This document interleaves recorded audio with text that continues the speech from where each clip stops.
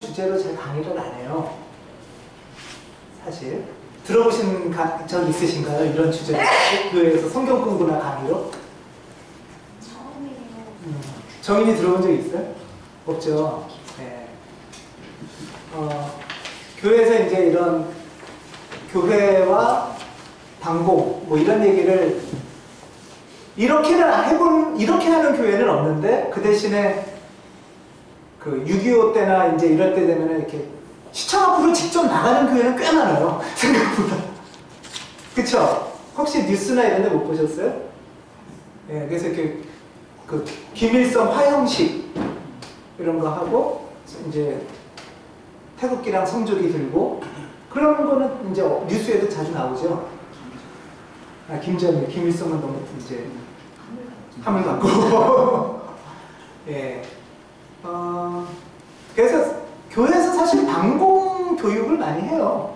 교회에서 방공 교육을 하는 데는 많이 있는데, 이 시간에는 방공 교육을 하는 시간은 아니고요. 한국 교회와 방공이 어떤 관계가 있나 이런 얘기를 좀 할 거예요. 관심이 있으신 주제셨으면 좋겠다 라는 게 이제 첫 번째 제 바람이고요. 그 다음에 관심이 없으셨던 주제라면 오늘을 들으시면서 이거를 첫 계기로 해서 우리 교회에서 이제 남북의 평화나 통일을 위한 기도는 사실 많이 하고 해야 하는 게 당연하잖아요. 근데 이제 어떤 방향으로 어떻게 통일을 위해서 기도를 해야 되나, 이제 이런 것들을 좀 생각하고 또 나누는 좀 촉발하는 첫 시간이 되셨으면 좋겠다라는 바람이 있습니다. 이제 6.25가 이제 다가오잖아요. 6.25가 다가오면 이제 되게 어떤 교회나 특히 이제 오래된 교회들, 이제 어른들이 막 오래된 교회들은 특히 어떤 정서가 혹시 있으신지 아세요? 겪으시는 분들이 계실 수도 있고. 어떠세요? 뭐 그냥 그런 거랑 상관없이 교회들이 다 넘어가셨나요? 보통 다니시는 교회들은? 빨갱이 때려잡죠? 빨갱이. 이제 6.25 때 이제 이렇게 뭐 보리밥 먹고 이제 그러면서 겪었던 어려움 이런 얘기들을 이제 많이 하는 교회들이 많이 있고요. 그 다음에 이제 두 번째로는 거기서 조금 더 나가면 이제 우리가 왜 이렇게 고생을 당했나. 네, 그래서 이제 그 이유 때문에 빨갱이를 어떻게 했자 뭐 이런 얘기들을 많이 하기도 해요. 예.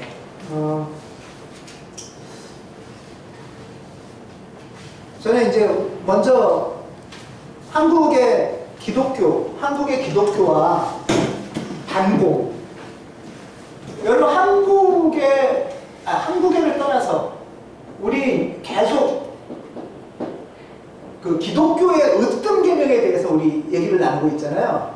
주일 말씀을 나누고 있잖아요. 기독교의 최고법, 많은 법들이 있는데 뭐 이래야 되고 저래야 되고 많은 법이 있는데 어떤 법이죠? 최고법은?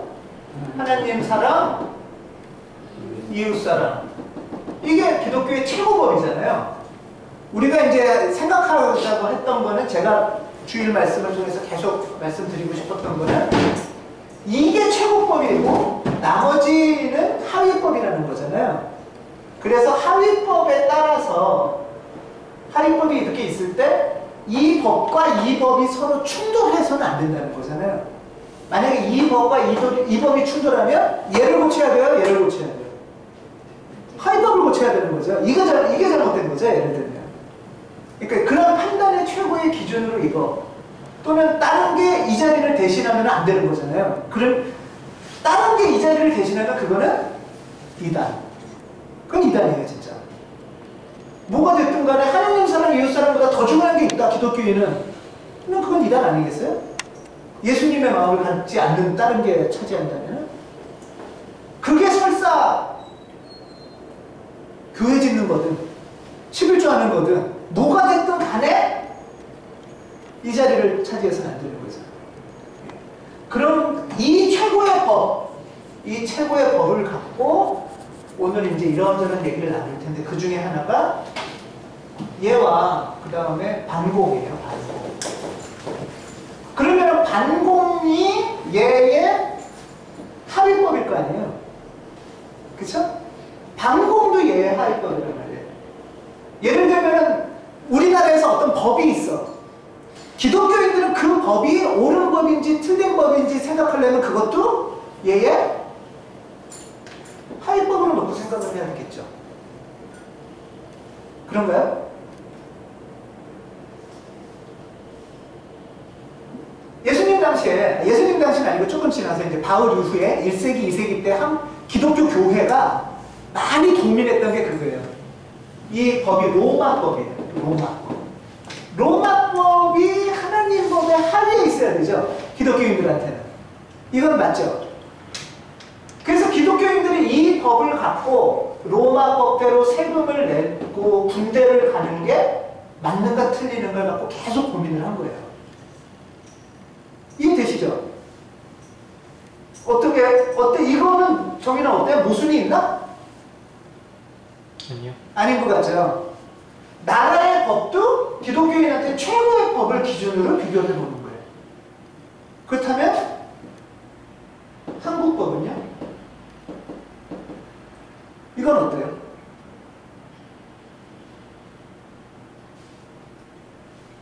기독교인이라면 이 관계도 한번 생각을 해봐야 되는 거죠. 이건 아닌가요?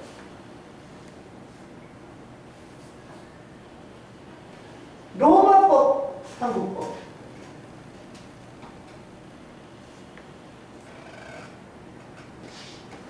한번 역사적인 과정을 먼저 쭉 겪으면서 한 기독교, 특히 한국 기독교와 반공이 어떤 관계를 맺었고 어떻게 이게 우리 신앙인한테 어떻게 중요한가 하는 얘기를 조금 짤막하게 하고 조금 빨리빨리 하겠습니다. 하고 얘기를 좀 나누는 시간을 갖겠습니다.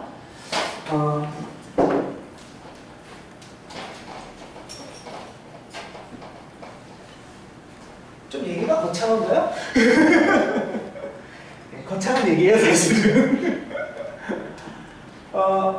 언제부터 우리나라에는 반공이라는 게 생겼을까요? 그러니까 반공이라는 게 생긴 건 언제부터일까요? 반공, 전 세계적으로 그래. 대충. 공산당이 생겼어. 그렇죠. 공산당이 생겨야 그 다음에 반공이 생기겠죠. 예. 공산당이 없는데 반공은 없잖아요. 그렇죠? 그러면은 공산당이 대충 언제쯤 생겼을까요?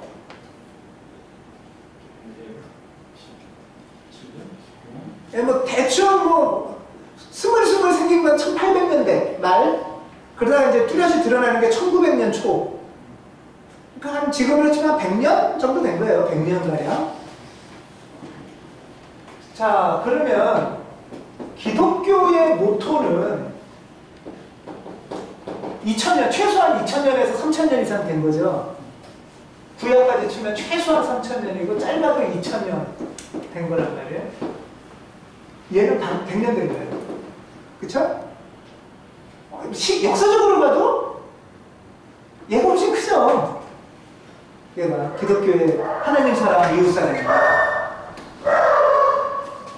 하나님 사랑, 이웃 사랑이 당연히 크고, 자, 시간이 지나서 공산당이 없어질 수도 있겠죠. 공산주의가 없어지면은 기독교는 반공 얘기할 필요 없죠.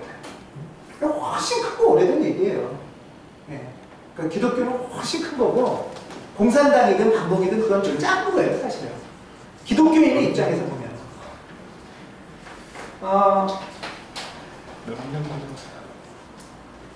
한국의 이제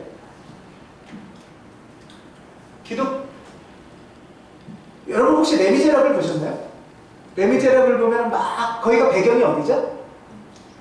예, 파리, 프랑스예요. 프랑스 이제 인류 역사에서 혁명이라는 게 있기 시작을 하면서 그 혁명이 이제 가장 두드러진 혁명이 있었던 대표적인 혁명이 뭘까요? 역사 공부예요. 중고등학교 때 기억을 한번 떠돌려 보십시오. 동화? 동화보다 좀 더 옛날에요. 우리나라에서. 예? 산업혁명이라고. 산업혁명. 산업혁명도 있죠. 예. 역사적으로 보면은 뭐 여러 혁명이 있는데요. 여러 혁명이 있는데 프랑스 혁명이에요. 프랑스 혁명이 이제 서양 역사에서는 굉장히 중요해요. 1789년에 프랑스 혁명이 있어요.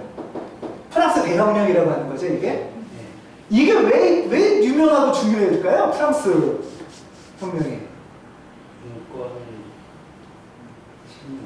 예, 인권. 예, 인권을 찾는 건데, 구체적으로 어떻게 인권을 찾는 혁명이죠? 구체적으로.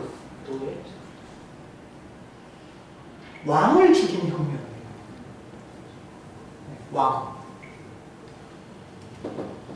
왕이 없어지는 혁명이에요. 서양이나 동양이나 그전에는 다 최고는 누구였어요? 왕이었죠. 뭐 조선도 왕이었고 유럽도 뭐 영국, 프랑스, 독일, 뭐 이태리 다 왕이 있잖아요. 러시아 다 왕이 있잖아요. 그래서 왕이 없는 나라는 생각지도 못했어요. 어떻게 나라에 왕이 없어? 왕이 있어야 되는 거잖아. 왕이 우리를 막 짓밟고 괴롭혀도 왕이 있어야 된다 이렇게 생각을 했는데 역사상, 특히 서양 역사상 왕이 없는 나라를 만들자고 한 게 이게 처음이에요. 왕이 없는 나라. 왕이 없는 나라를 뭐라고 부르냐 하면 바로 공화국이라고 부르는 거예요. 대한민국은 민주공화국이다 라는 말은 대한민국은 왕이 없는 나라다 이 소리예요. 공화국이라는 것을 최초로 만든 대단한 거예요. 그래서 이전까지는 왕이 있어야 된다 생각했는데 대단한 거예요. 그러니까 서양 역사를 조금 해야 되겠네요. 그러니까 프랑스에 이제 그런 혁명이 탁 일어난 거예요. 그랬더니 그 주변 뭐 영국, 독일, 이태리, 뭐 독일이 프로이센, 오스트리아, 러시아 이런 나라들이 프랑스 혁명을 좋아하겠어요? 싫어하겠어요? 싫어하겠죠. 이게 번지면 다른 나라 왕들도 다 죽게 생겼잖아요. 그쵸? 그러니까 다른 나라에서 프랑스를 엄청 공격하기 시작을 하는 거예요. 이 혁명을 실패시키려고. 그랬을 때 이 전쟁을 막아낸 사람이 누구예요? 나폴레옹이죠. 그래서 나폴레옹이 영웅인 거예요. 나폴레옹이 그래서 영웅인 거예요. 이걸 막아낸 사람이 어쨌든 나폴레옹이에요. 우리나라 혼자 막 좋은 세상 된다고 하면 주변 국가들이 막 보잖아요. 그리고 못하게도 방해하고 막 그러잖아요. 그걸 막아낸 사람이 사실 나폴레옹이에요. 그래서 나폴레옹이 대단한 사람이죠. 근데 이제 그 이후에 이제 여러 프랑스가 이제 막 그랬다가 또 다시 나폴레옹도 왕이 되잖아요. 그리고 또 그랬다가 또 데모해서 반대하고 또 일어나고 이제 이때부터 프랑스는 계속 한 100년간 한 1890년까지 혁명의 시대예요.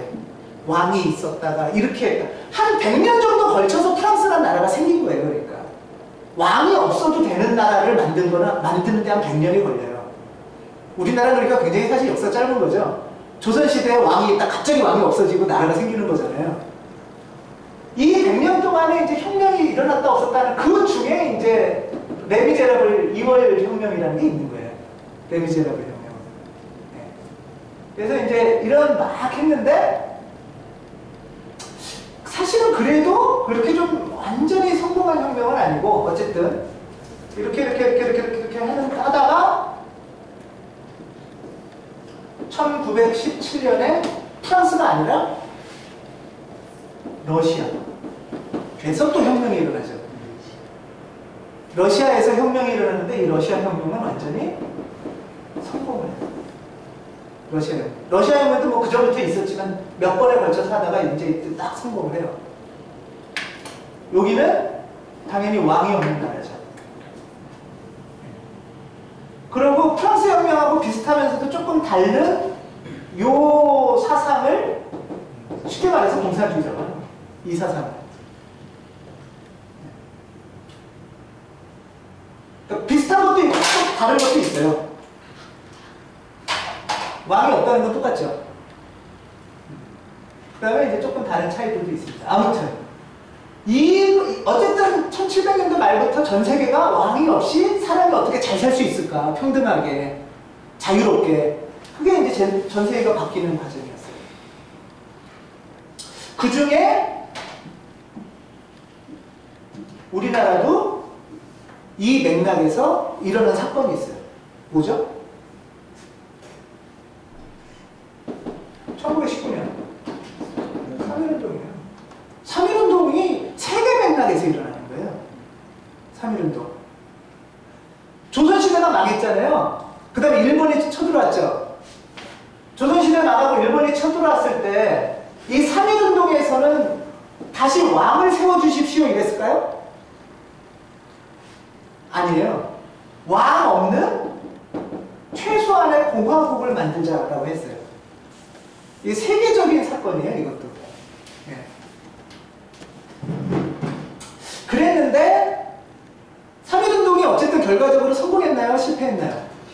실패했죠. 3.1운동은 결과적으로 실패를 했어요. 3.1운동이 실패를 하면서 이 사람들이 처음에 여기는 잘 몰랐어요. 이쪽의 영향을 많이 받았어요. 특히 미국 영향을 많이 받았어요. 미국이 민족 자결주의를 이제 이렇게 하면은 도와줄 거다라는 식으로 이해를 했었기 때문에. 근데 어쨌든 실패를 했어요. 실패를 하고 나서 그러면은 잘못한 거네? 어떡하지? 하고 고민을 하기 시작을 하다가 성공 사례를 찾겠죠. 그럼 어떻게 해야 성공할 수 있을까? 어떻게 해야 우리나라를 찾고 만들 수 있을까? 그때 이거를 배워요. 요게 우리나라에 이때 들어와요. 이게 한 1920년대에 본격적으로 들어오는 거예요.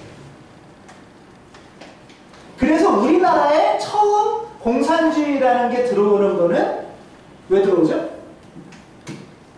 독립. 민족, 일본과 싸우고 나라, 왕 없는 나라를 만들기 위한 방식으로 이게 들어오는 거예요. 이거는 들어왔지만 실패했단 말이에요. 이 위에 거는. 미국도 도와준다고 했지만 안 됐단 말이에요. 그러니까 이 사람들이 고민하다가 이 방식을 찾아간 거예요. 그러면 이렇게는 해볼까? 그래서 들어온 거예요. 이게 최초로. 그래서 독립운동하는 사람들이 이 방법을 책해서 해보자 라고 하니까 우리나라에서 반공이라는 거를 처음 실시한 데는 그럼 어디겠어요? 예? 예? 예. 일제죠, 일제. 일제가 공산당을 제일 싫어한 거예요. 일제가 공산당을 제일 싫어한 거예요. 독립운동하니까. 그리고 이게 독립운동에 아주 중요한 영향을 미치니까 일본의 모토가 바로 반공이었어요. 일제의 모토가 반공. 공산당은 곧 독립운동당 이렇게 된 거죠. 그래서 1920년대부터 조선 한국당에 반공이 이제 생기기 시작한 거예요. 일제를 중심으로. 그래서 일제가 이제 독립을 반대하면서 치안유지법 뭐 이런 게 사실은 반공법이에요, 전부 다. 반공법.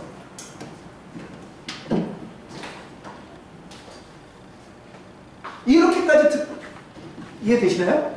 네. 들어보신 적 있으세요? 네. 네. 그러니까 우리나라에 공산당이 들어온 이유, 공산주의가 들어온 이유는 일본과 싸워서 독립운동을 하는 방식을 찾으려고 공산주의가 들어온 거예요. 그걸 먼저 이해를 하셔야 돼요.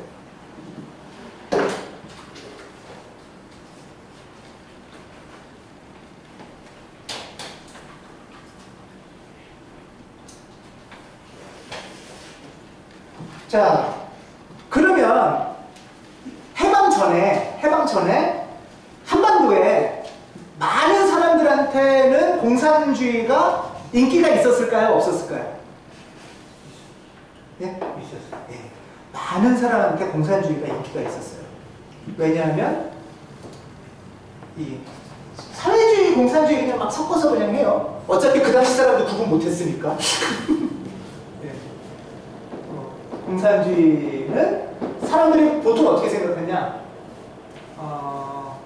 독립운동 이렇게 다 생각을 한 거예요. 그러니까 당연히 많은 사람들이 이거 좋아하지 않겠어요? 조선 사람들이? 그러니까 당연히 일본과는 일제랑은 반대가 되는 거죠. 이게 일반적인 해방 전의 정서였어요. 해방 전에. 자, 그때 여기서 이제 그러면은 미국은 어땠냐? 여기 지금 미국이 아직 안 나왔죠? 미국은 어땠을까요?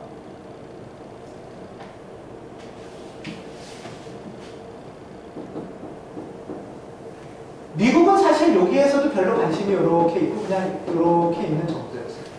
미국은 이때 일본하고 관계가 좋을까요? 안 좋을까요? 네, 일본하고 좋았어요. 미국하고 일본이 관계가 안 좋은 거는 언제부터죠? 진주만 전쟁 때부터 갑자기 깨졌지.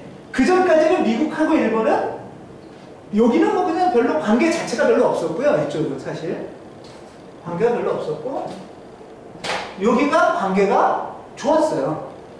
서로 협력해가지고 외교를 하는 거예요. 협정도 많이 하고. 그래서 일본과 미국은 많이 협정을 했어요. 자, 이제 이러면서 조금 어려워져요. 교회는 어디랑 가까울까요? 교회. 네, 교회는 한국 교회는 미국의 선교사들하고 가깝겠죠. 근데 선교사들은 미국의 지시를 따른단 말이에요. 본부에. 그렇겠죠. 그러니까 미국이 그냥 일본하고 미국이 협정을 맺었어요. 교회 선교하고 전도하고 교회 짓는 거를 허락해 줄게. 일본이 미국한테 그렇게 얘기했어요. 그러니까 일본이 미국한테 그러니까 우리가 조선에다가 하는 거 너 건들지 마. 이렇게 하는 거예요. 그러니까 종교는 자유를 준다. 선교는 자유를 준다. 그 대신에 정치에는 참여하지 마라. 이게 미국과 일본, 선교사와 일본 사이에 맺어진 관계였어요.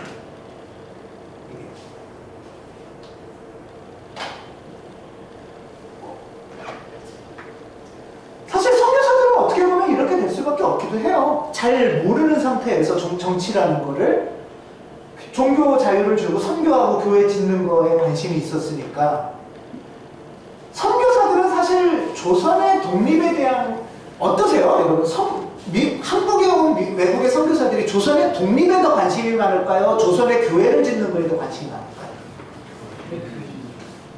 교회를 짓는 거에 더 관심이 많았어요. 초기에는 독립에 관심 있는 사람과 교회 짓는 거에 관심 있는 사람이 좀 나눠졌었어요. 근데 나중에는 미국하고 일본이 완전히 친해지면서는 독립에 관심 있는 선교사들은 막 미국에서 억압을 했어요. 활동하지 마. 그러고 그런 거에 정치에 참여 안 하는 선교사들만 힘을 실어준 거예요. 그래서 일제 말부터 교회는 이 3.1운동 때는 안 그랬잖아요. 3.1운동은 교회가 주도해서 했죠. 3.1운동은 교회에서 주도해서 막 했지만 1920년대, 30년대, 특히 30년대 넘어가면서는 한국교회는 이거에는 관계를 안 하기 시작을 하는 거예요. 그러면서 교회에서 나오는 말이 정교 분리 이런 말이 나온 거예요. 그러면은 결국 이 세상의 삶에는 관심을 안 갖는 거잖아요. 이 세상에 어떻게 살까? 그러면서 1930년대부터 한국교회에서 많이 퍼지기 시작한 게 예수천당 불신지역이에요. 네. 왜? 어차피 지금 니네가 이 세상에 관심을 기울여서 독립운동하고 뭐하고 이러면 안 된단 말이에요. 관심을 기울일 건 죽어서 어디 가느냐? 나중에. 그래서 이때부터 1930년대부터 우리나라에 말세록이 등장하는 거예요. 죽어서 어디 가느냐? 그거에만 얘기가 많이 주목이 되는 거예요. 우리가 여기서 어떻게 독립되거나 어떻게 사람답게 살거나 어떻게 평화롭게 살거나 그 얘기가 안 하기 시작하는 게 1930년대부터예요. 이런 흐름 속에서. 이제 이런 얘기를 교회에서 잘 하지 않고 할 수 없는 것이 여러 가지가 있어요. 첫 번째는 은혜가 떨어져. 이런 얘기를 하면 사실. 사실은 왜 그러냐. 교회가 자기 잘못을 들춰내는 거잖아요, 이게. 그렇죠? 교회가 자기 잘못을 들춰내는 건데 저는 이제 이런 면에서는 역사학자로서 자기 잘못을, 과거에 잘못한 걸 개인이든 교회든 들춰내야 회개를 할 거 아니에요. 여러분들 일주일 지나고 예배 드리러 올 때 한 주간 자기 잘못을 보여야 회개를 할 거 아니에요. 아까 오전에 말씀드린 것처럼 율법교사처럼 난 다 잘했어. 그럴 수는 없는 거잖아요. 한국교회가 잘하려면 잘못한 것들을 들춰내는 수밖에 없어요. 그리고 회개를 해야 돼요.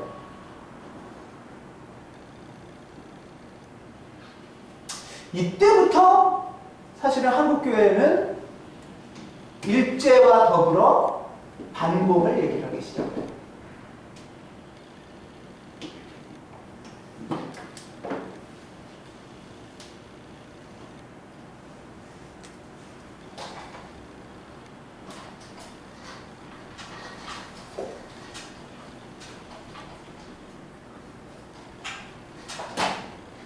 그러다가 이제 1945년에 이제 일본이 연합군한테 망하죠. 죽고 1945년에 이제 일본이 이제 쫓겨납니다. 조선 땅에서. 조선 땅에서 쫓겨나면서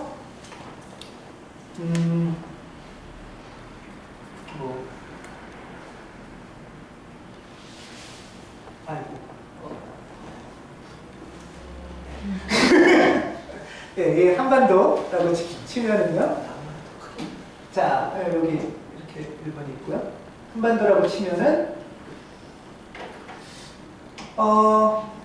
일본이 여기를 통치를 전체를 하던 일본이 이제 물러갔어요. 일본 물러가고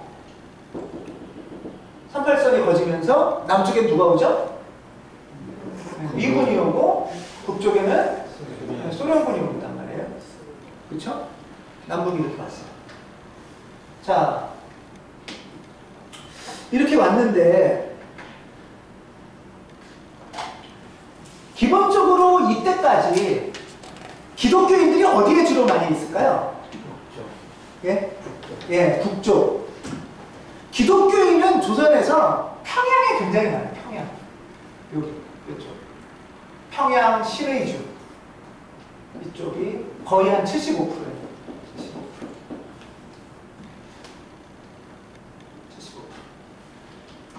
자, 근데 여기서 제가 질문 드릴게요. 이 사람, 기독교인 중에 많은 사람이 해방되고 나서 월남을 하죠. 남으로 내려오죠. 여러분 혹시 주변에 북한 출신인데 남으로 오신 기독교인들 혹시 계세요? 주변에? 없으세요? 아, 없으시구나. 네? 연세 드신 분 중에 이제 그런 분들이 많으신 옛날에 그 교회 권사님 아, 옛날에 교회 권사님들이요? 네. 그쵸. 좀 연세 드신 어르신 중에는 조선 기독교인의 거의 75%가 이쪽 동네 사람이셨어요. 그리고 이분들이 다 많은 사람들이 이제 남쪽으로 내려와요. 영생고등학교. 그렇죠. 영생고등학교도 그렇죠. 이 사람들이 다 내려와서 결집한 동네가 어딘지 혹시 아세요? 그럼 모이면은 다 어디로 많이 가잖아요. 주로 어디로 갔을까요? 남대문으로 가요. 남대문. 남대문 시장. 남대문 시장에 가면은 그 당시에는 다 서북 사람이래요. 평양도 황해도 사람이래요. 남대문 시장에서 장사를 천막을 치고 살기 시작을 하는 거예요. 이 사람들 기독교인이잖아요. 이 사람들이 예배는 어디서 드렸을까요? 예배 안 드렸을까요? 남쪽에 오면? 예. 그 교회가 남대문 바로 옆에 있죠? 영락교회예요. 영락교회가 이분들이 다 세운 교회. 세운 교회라기보다 원래 땅은, 교회 건물은 딴 데 쓰라고 준 건데 이 사람들이 다 들어온 거예요. 어쨌든. 그래서 남대문 영락교회, 여기가 대표적인 바로 한국의 장로교회예요. 그래서 한국 장로교는 이게 원래는 다 서북 출신들이에요. 북한 출신들이에요. 한국 장로교. 감리교는 서울 사람들이 많아요. 감리교는 경기도, 충청도. 여기는 다 장로교예요.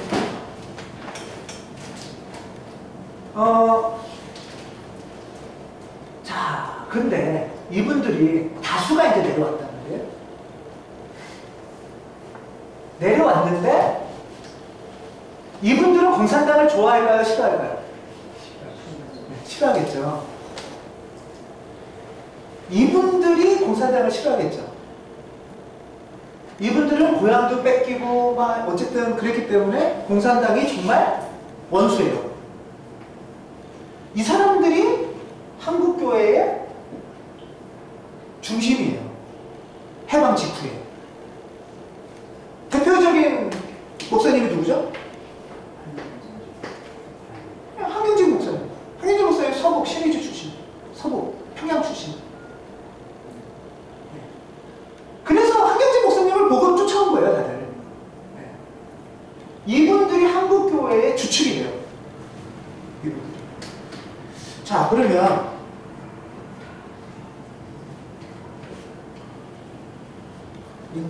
왜 내려올까요? 이걸 생각을 해봐야 되는데 왜 이분들은 다 남쪽으로 내려올까요?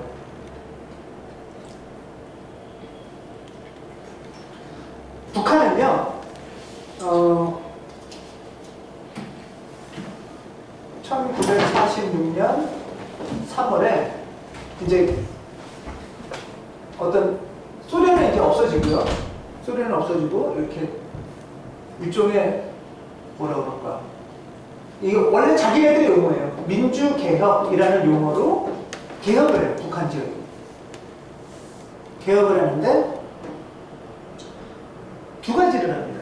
첫 번째는 토지개혁을 하고요.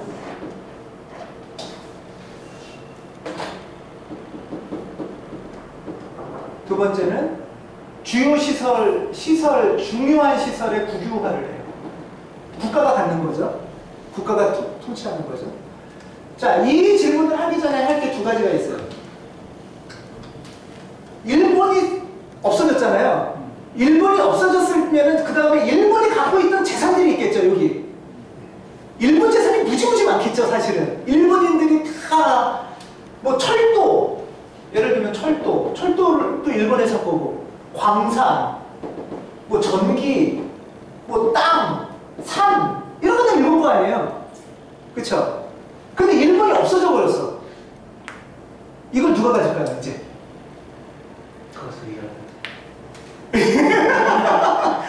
이걸 사실은 일본이 물러갔다 우리는 아 좋다 이렇게 하고 끝났지만 일본이 물러갔다는 얘기는 그 많던 재산을 그러면 그 다음에 누가 갖느냐예요.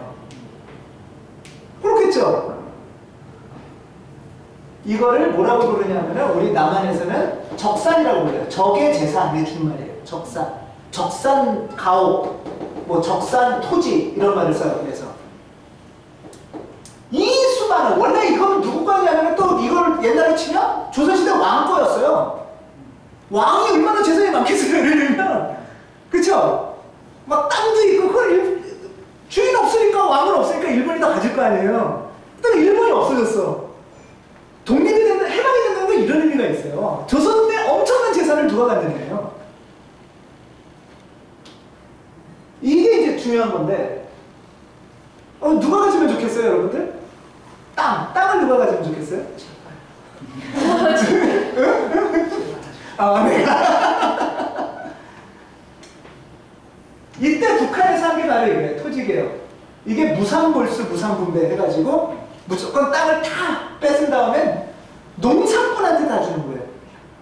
농사꾼. 농사를 직접 질 사람만 주는 거예요. 쉽게 말해서. 농사를 직접 질 사람. 뭐 당연히 이것도 이제 뭐 전기, 광산, 철도 이런 건 다 이제 시설 국유화, 주요 시설은 국유화를 해요. 이게 이제 소련은 물론 나중에. 어쨌든 그랬는데 이거에 그러면 찬성하는 사람이 많겠어요? 반대하는 사람이 많겠어요? 찬성하는 사람이 많아요. 네, 북한은 이거 북한에서 한 거거든요, 이게. 그래서 북한 사람들은 사실 다수가 북한의 공산당을 좋아한 거예요. 땅 주니까. 땅 주면 싫어하겠어요? 일제시대 때는 땅 없이 소작하다가 해방됐다고 해서 땅을 공짜로 막 주는 거예요, 농사꾼한테. 그러니까 김일성의 인기가 굉장히 좋았어요, 사실은. 네, 땅을 공짜로 막 주니까. 그런데 이걸 싫어하는 사람들은 누구 계세요? 땅을 많이 갖고 싫어한단 말이에요. 이게 5정보 이상이 되면은 이제 뺏었어요. 그런데 당시에 교회 땅은 어떻게 되느냐? 이 교회 땅은 사실 교회가 돈이 많아서 땅을 산 건 아니었겠죠? 누구 돈으로 샀겠어요? 교회 건물 짓고 땅 산 거 누구 돈으로 했겠어요? 미국 선교사 돈이에요, 전부 다. 그러니까 미국 선교사들은 여기를 중점 공격한 거예요, 이쪽을. 평양에다 평양 신학교도 세우고 땅도 사고 건물도 사고. 그래서 이렇게 교인이 많이 생긴 거예요, 이 지역에. 이 지역에만 전도를 많이 했어요. 뭐 여러 또 다른 이유도 있지만 이게 미국 사실은 땅이란 말이에요. 미국 땅. 그쵸? 이거를 토지 기업하느라고 뺏었어요. 왜냐? 교회가 땅 많이 갖고 있다고 당신들이 농사 짓는 거 아니잖아. 선교사들이 땅 많이 갖고 있다고 선교사들이 농사 짓는 거 아니잖아. 뺏었어요. 이 사람들은 특히 이 지도자들, 특히 일반 교인들이 아니라 이 교회의 지도자들, 선교사들은 엄청난 반발을 하기 시작을 했죠. 여기에. 그리고 이 사람 중에 다수가 남하는 거예요. 몰라요. 그러니까 이 사람들 입장에서 보면 공산당이 원수예요. 내 고향에서 내 땅을 다 뺏어간, 교회를 망하게 한. 사실은 한편으로는 일리가 있어요. 그러면서 한편으로 보면 또 북한 사람 입장에서 보면 어떨까? 이런 생각도 한편으로 해볼 수 있는 거죠. 선교사들이 그 토지를 개인, 지금 말하자면 개인이 재산을 가지고 있듯이 그런 식으로 크게 가지고 있었던 건지 아니면 아니요, 선교사 명의가 될 수가 없어요. 선교사 명의가 될 수가 없다고. 그러니까 그 당시 토지를 몰수했다고 하셨잖아요. 네. 몰수하기 전에 가지고 있었던 재산의 양이 단순히 교회 건물을 가지고 있었던 것이 교회 소유 땅. 그 땅이 이렇게 토지가 예. 많았지. 소작을 했대요. 소작을 할 정도로. 그러니까 이 몰수는 전부 다 5정도 이상만 몰수를 하니까. 일종의 지주 정도였네요. 그렇죠.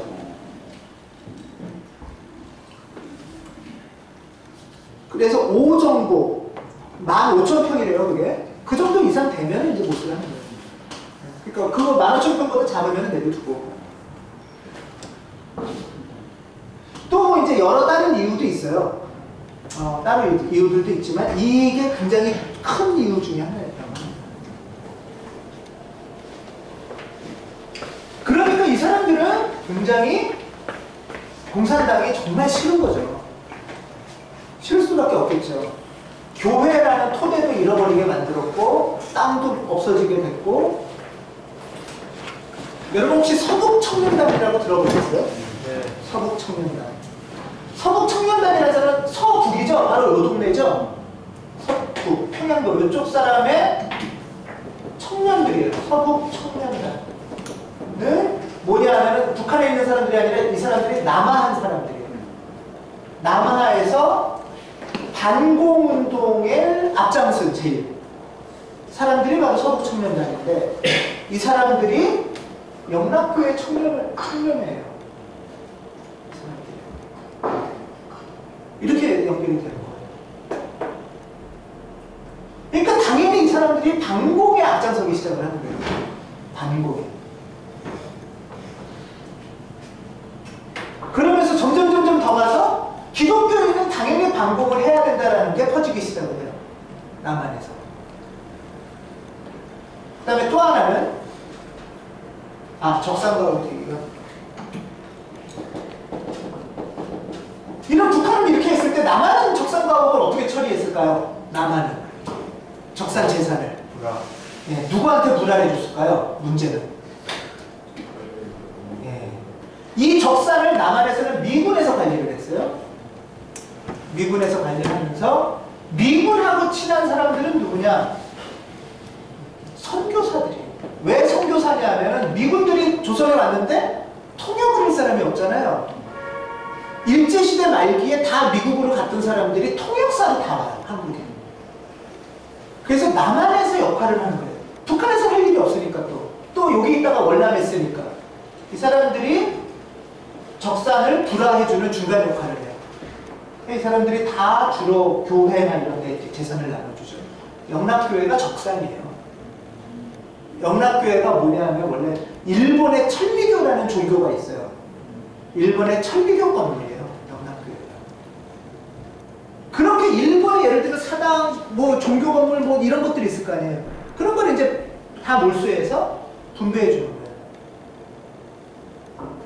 그러니까 당연히 기독교인들은 미군은 좋을 수밖에 없죠. 빨갱이들은 나를 뺏고 쫓겨낸 사람들인데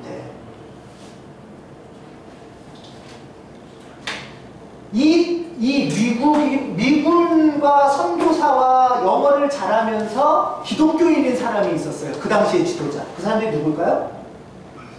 이승만. 그 사람, 그래서 이승만은 미군하고도 친하고 영어도 잘했고 선교사들 기독교인이잖아요. 요 그룹에서 이승만을 대통령으로 조직적으로 운동을 해줘요. 대통령 운동. 그때 나온 게 장로를 대통령으로 해요. 처음 나온 거예요, 우리나라에서. 장로는 당연히 대통령이 돼야 된다. 사실 이승만은 감리교인이에요. 근데 감리교보다 장로교가 훨씬 힘이 세죠, 파워가. 그래서 기독교 장로교인들의 지지 속에 대통령이 돼요. 미군과. 그러니까 당연히 나만의 모토는 미군, 이승만, 기독교. 나만의 모토는 당연히 반공이 될 수밖에 없는 거죠, 이때부터.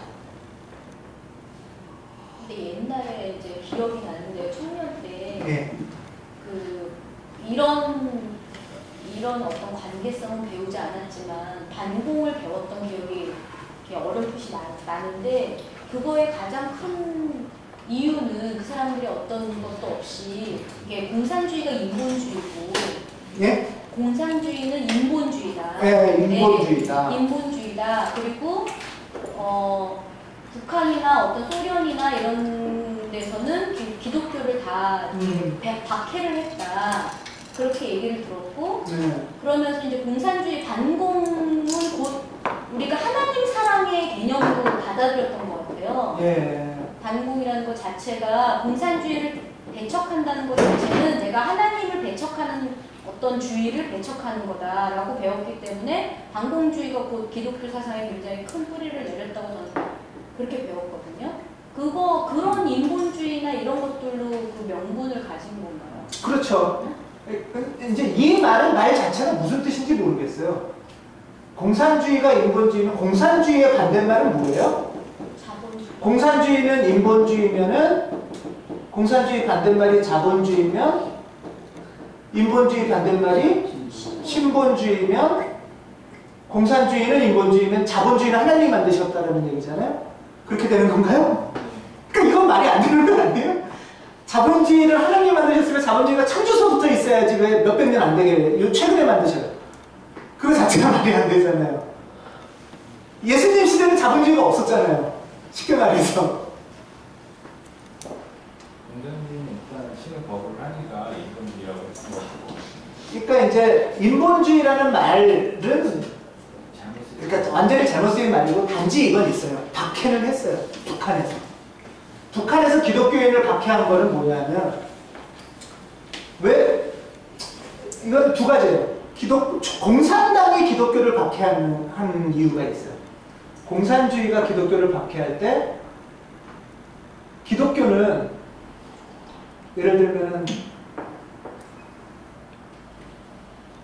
이게 결국은 하나인데 여기 북한에 이 나라를 세우려고 하는데 정권을 세우려고 하는데 요 75%나 되는 이 사람들은 북한 사람들하고 친해요? 미군하고 친해요? 미군하고 친하겠죠. 선교사들도 미군하고 친하고 미국하고 친하겠죠. 그러니까 북한 내에서 볼 때는 기독교인들은 미군의 첩자로 다 이해를 해요. 선교사들도 그렇고. 그리고 실제로 이 기독교인들은 요 북한까지 다 미군이 지배하기를 기대했어요. 네, 다. 그러니까 북한 정권에서 볼 때는 적이 되는 거죠. 그러니까 기독교인을 박해를 했었던 게 있어요. 그 다음에 뭐 두 번째는 이제 공산주의 자체가 기독교를 박해했었던 적이 있어요. 공산주의 자체가. 왜냐하면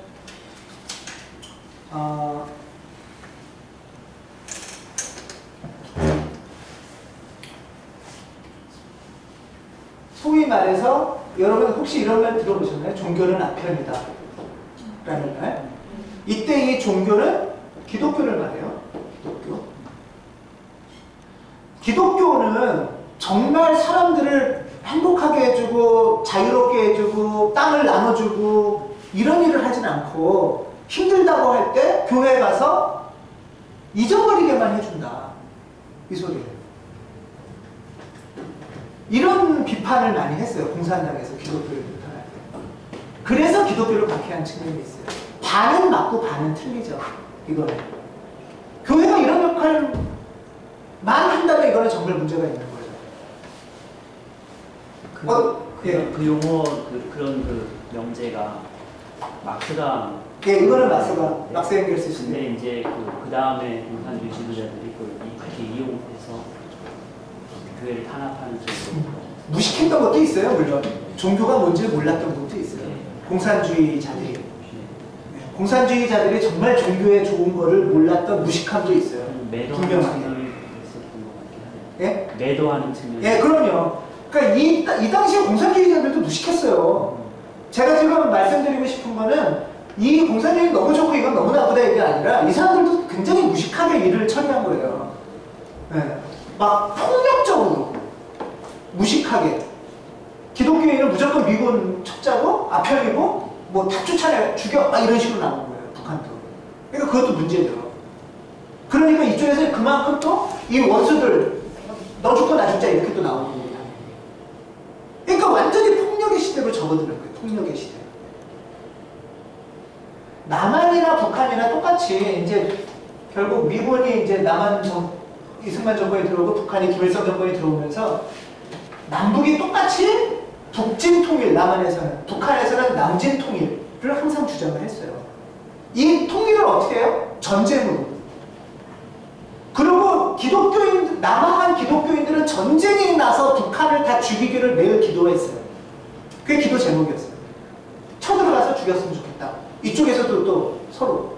결국 그래서 한국전쟁이 일어난 거죠.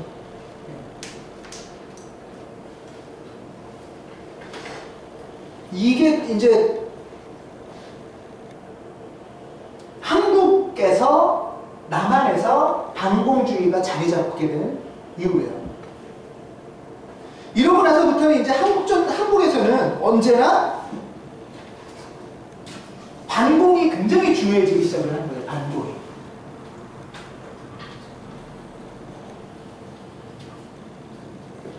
그리고 기독교인이면은 무조건 반공의 제일 이게 뭐라고 해야 되죠? 제일 전초기지가 되는 거예요. 전위대가 되는 거예요. 반공이.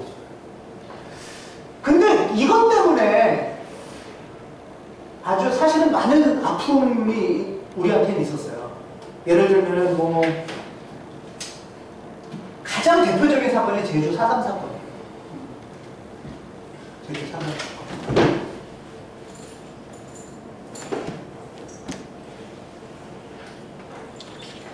진모의 씨앗이 전쟁 이전에 이미 시작됐는데요. 1945년 8월 15일 해방이라는 이후에부터 서서히 들끓기 시작했고요. 1946년 정도부터는 남북한이 특히 남한이 준전시 상태에 들어요. 사실.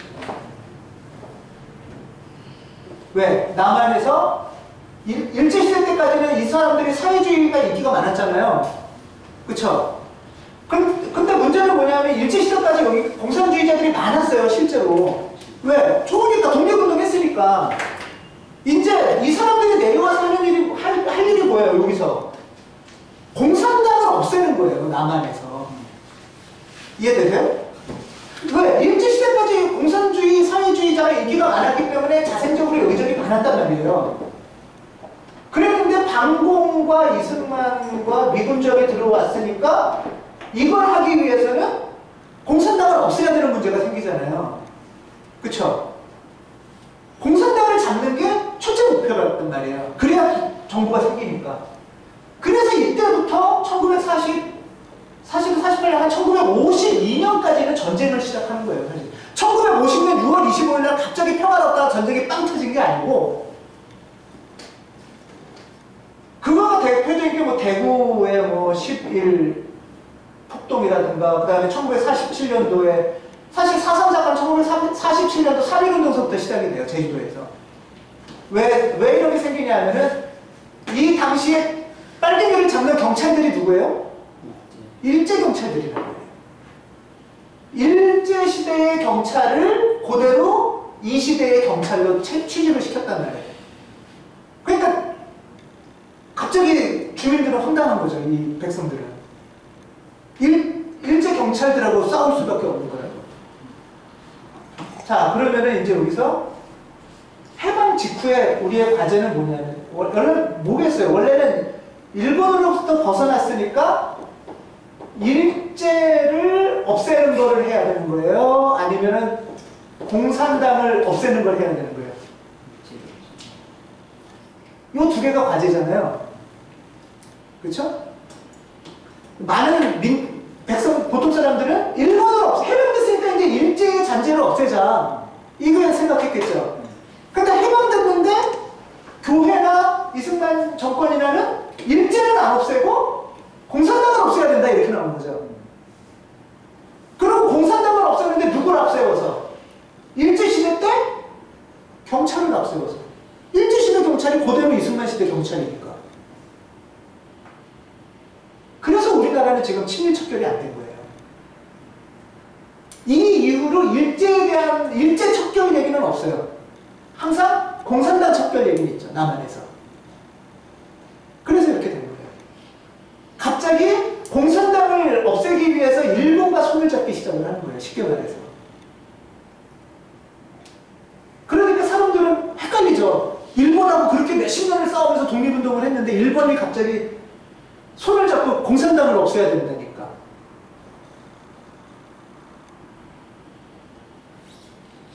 그러면서 많은 사람들이 죽었어요, 사실은.